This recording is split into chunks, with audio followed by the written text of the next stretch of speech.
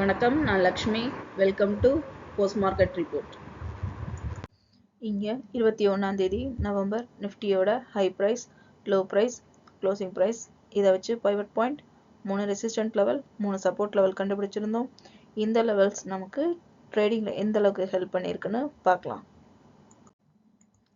இங்கே நம்ம பார்த்துட்டு இருக்கிறது 5 நிமிஷ சார்ட்டு. நிஃப்டி பார்த்தீங்கன்னா நமக்கு 21 சைட்வேஸ்லேயே நமக்கு மூவ் ஆகிட்டு இருந்ததுனால ஒரு ஃப்ளக்சுவேஷன் வரும் அப்படின்னு எதிர்பார்த்தோம். அதே பார்த்தீங்கன்னா நமக்கு ஓப்பனிங்லேயே 23,411 நமக்கு ஓப்பன் ஆச்சு. அதாவது பைவட் பாயிண்ட்டுக்கு மேலே நமக்கு ஓப்பன் ஆகி தொடர்ந்து பார்த்தீங்கன்னா நிஃப்டி 550 பாயிண்ட்டுகள் கிட்ட நமக்கு மேலே மூவ் ஆனது.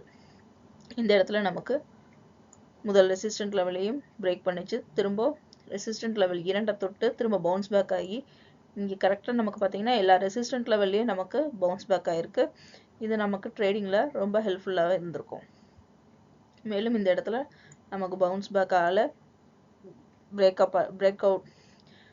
பிரேக் ஆகி மேலே போய் திரும்ப இதே இடத்துல பார்த்தீங்கன்னா திரும்பவும் நமக்கு பவுன்ஸ் பேக் ஆகாமல் பிரேக் ஆகி திரும்பவும் நமக்கு மேலே போயிட்டு இந்த இடத்துல 15 நிமிஷத்தை வச்சு நம்ம R4, R5, R6 கண்டுபிடிச்சிருக்கோம்.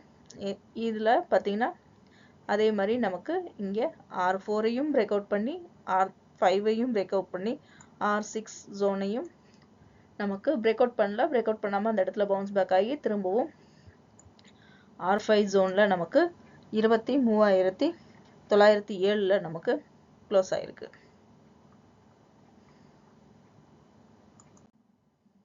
இங்கே நம்ம பார்த்துட்டு இருக்கிறது 1 ஹவர் சார்ட்டு.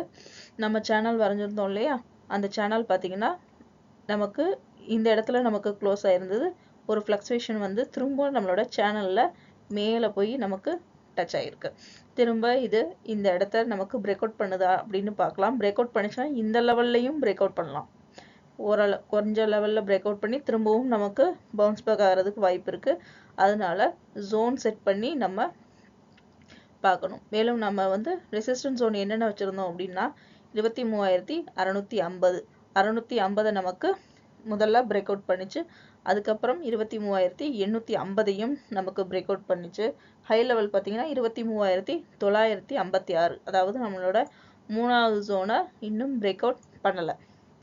அதனால நம்ம இந்த 23வது ஜோனை பிரேக் அவுட் பண்ணுதா அப்படிங்கிறதையும் நம்ம பொறுத்திருந்து பார்ப்போம். இந்த சேனலை பிரேக் அவுட் பண்ணுதா இல்லை இந்த இடத்துல பவுன்ஸ் பேக் ஆகுதா அப்படிங்கிறதையும் அடுத்த வாரத்தில் நம்ம பொறுத்திருந்து பார்க்கலாம். இங்கே நம்ம பார்த்துட்டு இருக்குது 4 ஹவர் சார்ட்டு. பார்த்தீங்கன்னா முதல் பாதியும் 2வது பாதியும் நல்ல ஒரு ரேலி இருந்தது. இந்த இடத்துல நமக்கு நிஃப்டி வந்து பாசிட்டிவ்ல நமக்கு மூவ் ஆயிருந்தது.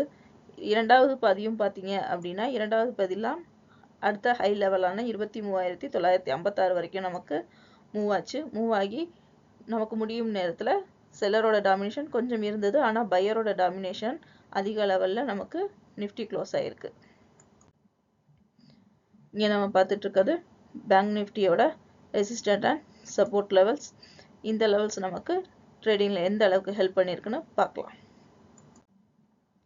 இங்கே நம்ம பார்த்துட்டு இருக்கிறது 5 நிமிஷ சார்ட்டு. பேங்க் நிஃப்டி பார்த்தீங்கன்னா 50,512 நமக்கு ஓப்பன் ஆகுது. அதாவது பைவட் பாயிண்ட்டுக்கு கொஞ்சம் மேலே ஓப்பன் ஆச்சு.